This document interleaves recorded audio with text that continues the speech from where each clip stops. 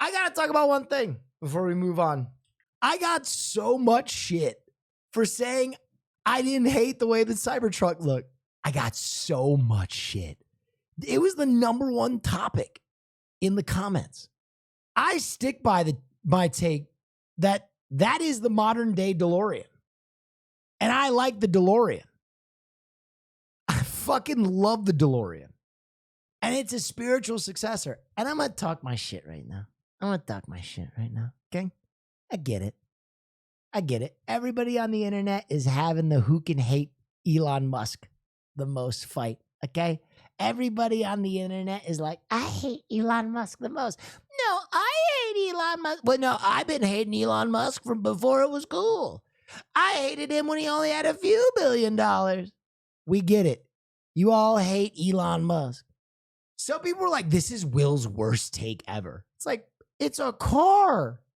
The Crumple Zone video is actually fucking hilarious. Because it is a death trap. It is a fucking death trap. I get that. I understand that it is a death trap, right? Like, I didn't say anything about that. I just said it looks cool. You're driving the Warthog from fucking Halo, man. Okay? It certainly doesn't drive good. You've never driven one. But like, it's, I don't know. I think the whole situation is funny to me because, like, man, people still ride motorcycles. I talk about a Tesla truck being dangerous. It's like, man, I see 20 people a day on a fucking rocket strapped to the back of a rocket in LA traffic. You want to know how the Crumple Zone is on a motorcycle? It's your spine.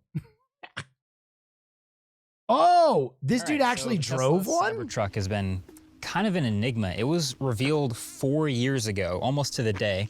And ever since then, it was kind of quiet. But then we slowly started seeing them rolling around like California a little bit. And doors would close themselves up here. They're frameless windows. That's cool. It works. Same thing actually back here. Smaller button. You press it. It opens it. And it works. I want to see the interior. The largest piece of... First of all, this glass canopy from the nose of the car, basically, all the way back to right in front of my head, is the single largest piece of glass in the entire automotive industry. Like, even fine, you just tinted roof, your park, reverse, neutral, and drive. What? Okay, that is stupid as fuck. That is stupid as fuck.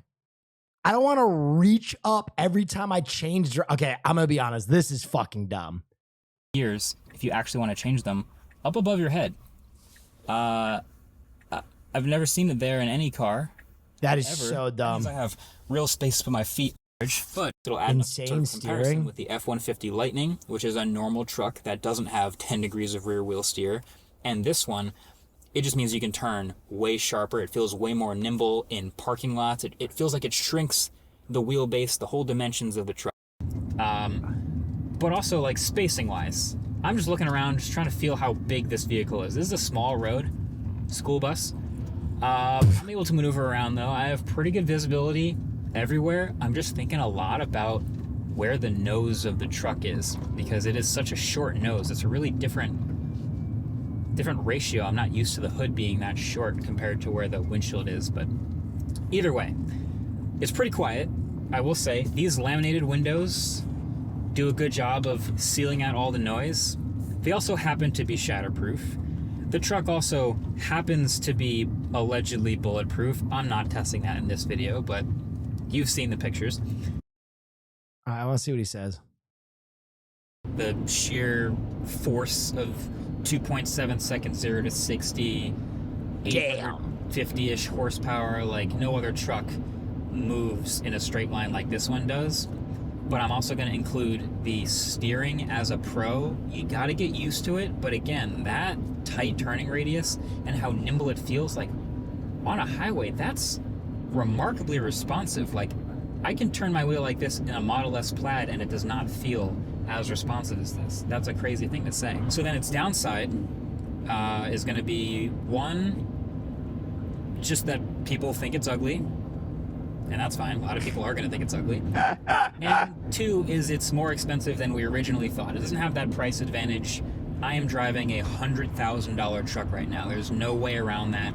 The F-150 Lightning I'm following right now is going to cost significantly less. The Rivian R1T and the Hummer are also very expensive, but it's no longer an advantage that we might have thought it was going to be. Now, this isn't a review. I haven't towed anything with this. I haven't used any of the trailer features. I haven't filled it up. Okay, I have a crazy take. All expensive cars are dumb. And I think we just accept that. Unless it is a work vehicle and you absolutely need it, I think most expensive cars are stupid. But I think it's okay to be stupid. You're allowed to indulge some of your fucking stupid impulses to be happy because we are stupid.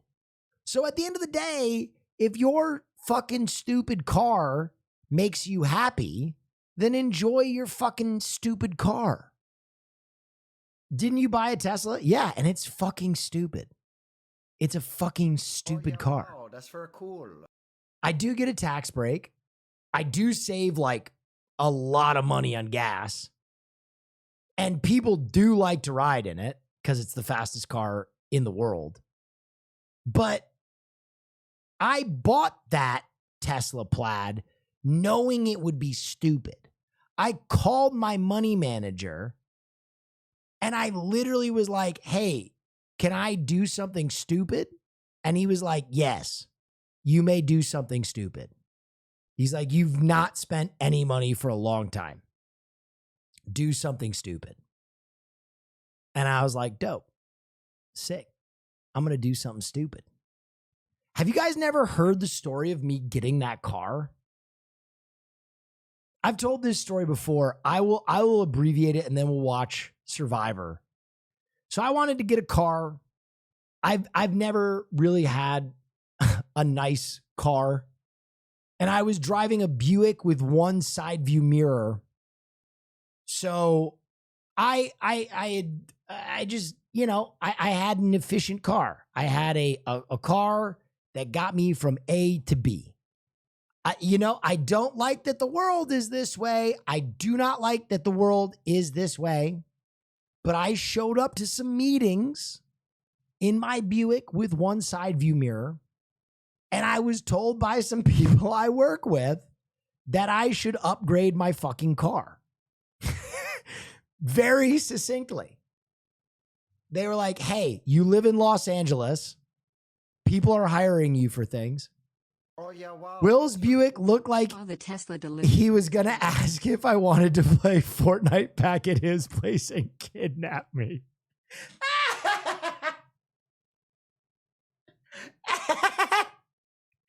Okay, Myth is testifying. Yeah, my car was a little beat up. So I went through the rigmarole of like looking at all like the nice cars. And I was like, am I going to buy a Corvette? I'm not a Corvette guy. And I went through all the cars and I was like, these are all kind of equally stupid. I'll get a Tesla because I can get the electric vehicle discount. It'll drive me places and it's fucking quick. It's the quickest car. That's fun. I'll have fun with that. And so start looking at them. And when I was looking at them, I found out that Noko had one. He took me in it. He fucking hit the gas and it was very fast.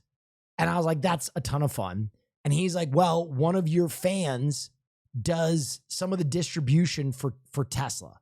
And one of my fans like hooked me up and allowed me to skip the line or whatever. And I was like, dope. I'm going to do this. I'm going to get this. Great. It'll be my first gift to myself as a creator. It'll be a birthday gift to me. This is very cool. So I'm going to get it for my birthday. So it misses the day before my birthday. It's supposed to come on the 13th. It doesn't. And the guy who set me up with the car feels terribly about this. He's like, oh my God, we feel so bad. we're going to send the car to your place of work. And I was like, all right, cool. Now, some of you don't know this, but I have a birthday curse, and it's very real. And it fucks my birthday up every year. And strange and mysterious things happen on my birthday. And I went into work at a company called G4 that day to record with the New Day. And I don't know if you know who the New Day are, but they're some of my favorite wrestlers. And we were recording a segment, and in walks one of our handlers, and they go, hey guys, we're going to suspend filming for a little bit here. One of the main creators, one of the creative leads at G4 just got let go. So Will, if you want to go say goodbye to him, he's going to be leaving the office now. If you guys want to go say goodbye. And I was like, oh, fuck. Oh, shit. So I leave and I'm saying goodbye to this person who has just been fired. And then they reveal to us that another person has been fired. And then they reveal to us that this is a mass layoff. They are laying off like 50% of the company. And I am going through grief as some of the best friends I've ever made in my life have just been let go.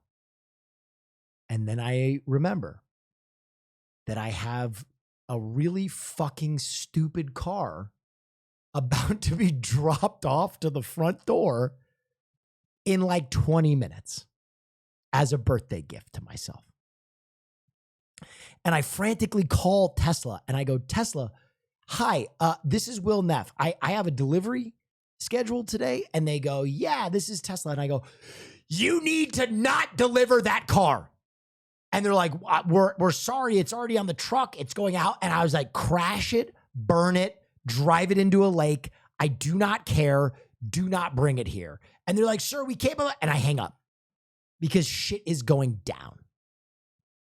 Now, one of my favorite people at this company was the coordinator. He was the coordinator for everything. He was bombastic and charismatic and gay and amazing and one of the best people I've ever gotten to hang out with. And I had just learned that he had been let go as well. And we were having like a misty moment together, hugging and just being like, oh my God, man, this is so brutal. And I go back to set to film with the New Day, and the director of the video we're shooting is like, hey guys, we're just not going to finish this. And the New Day was like, oh, okay, yeah, sure. All right. So we just stopped filming the sketch. We decide we're not going to do the show that day. And everybody is like grieving. And my friend who I had just grieved with came up and was like, Will, there's a car here for you. And I was like, oh my God, I'm going to fucking kill myself. I'm going to fucking kill myself. And I go outside. And I don't know if you guys know this, but when you buy a Tesla Plaid, it's delivered by Tesla representatives. And the guys that work as Tesla representatives are exactly who you would think they are. So I go outside G4, and there are two guys in Tesla shirts. Both look like they have 0% body fat. And they're like, what's up, dude? I'm Kyle. This is Troy. And this is your new car. And I was like, Kyle, Troy, read the fucking room, man. Look around. There's like people carrying their belongings out, like their desk boxes. And I'm like, Kyle, Troy, we got to move that car right fucking now. And they're like, sorry, sir. By law, we're not allowed to drive it anymore. We got to give it to you. And I'm like, okay, I got to fucking get it out. I've never driven a Tesla before in my fucking life. How do I get it the fuck out of here? And they're like, yeah, you got to drive it away. And I was like, okay, where are the keys? There are no keys. You got to download an app. So I'm like frantically fucking motherfucker, Tesla's fucking shit. And they're like, do you want us to walk you through the features? And I was like, no. So I get in the car and I'm trying to figure it out. And I grab the wheel and the horn is on the side of the wheel. So it just goes, and everybody's looking at me. I'm like, oh, fuck, oh, shit, fucking fuck, man, fucking shit. And I like to drive this thing around the corner. That's very cool. And like park it as far away as I can get it from the building. Double parallel park the motherfucker sideways. Kyle and Troy come over. And they're like, hey, can we walk you through the features? And I was like, no, I'll figure it out.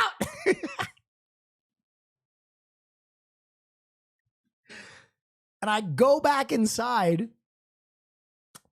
And my very gay, very charismatic, very amazing friend who is the coordinator for G4 is dying, is fucking dying, like crying, laughing. And I was like, dude, this is the most embarrassing moment of my life. Like I want to fucking euthanize myself. Like I have never felt like such a fucking asshole. I feel like Larry David.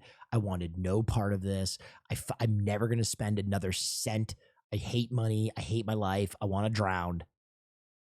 And then I made the mistake of saying, but at least it's over. It can't get any worse. To which he decided it could get worse. And in the middle of the central area of G4, a giant auditorium space where now 150 people are crying, he raises his voice and goes, hey, everybody, I think it's someone's birthday. Happy birthday. And at this point, I look like the Punisher from that scene. And I'm literally going, no, wait. But it's too late. And what will be remembered by historians as the saddest rendition of Happy Birthday ever was sung in the middle of a mass layoff at a company that was mere days from shutting its door forever. And there I was with a fucking Tesla app in one hand and my dick in the other, receiving a birthday wish that made me want to blow my fucking brains out. And the worst part was, right after this, I had to drive home in a car that I had no fucking idea how to drive. I didn't even know how to put it in drive. Because Kyle and Troy, who were desperately trying to show me how to operate my vehicle, were shunned by me in the hope of saving face, only to look like a complete cocksucker anyway. So, yeah, that's how I got my car. It is fast, though.